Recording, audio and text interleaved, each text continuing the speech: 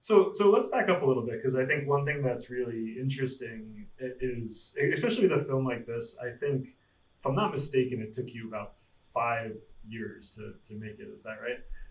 Something like And that, yeah. yeah, and while that might not have been exactly 8 hours a day during that whole 5 years, it was plenty of it.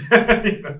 And so I think a lot of people have questions that are just like, well, how do you dig out the time? And you mentioned that you got some funding for it, which I believe was a Creative Capital grant. Is that right?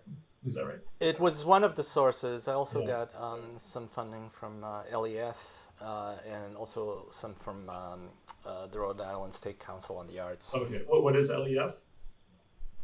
LEF, it doesn't fund fictional films anymore, but Mm. at the time it was funding a lot of stuff. Yeah. And right now it just funds documentaries. But yeah, and also to your comment about how long it took, just to put things into perspective, um, I also got a residency through McDowell Right. Yeah. um, to spend 5 weeks there by myself in a little cottage, just working away. Yeah. And in 5 weeks, I made the last third of the film, Right.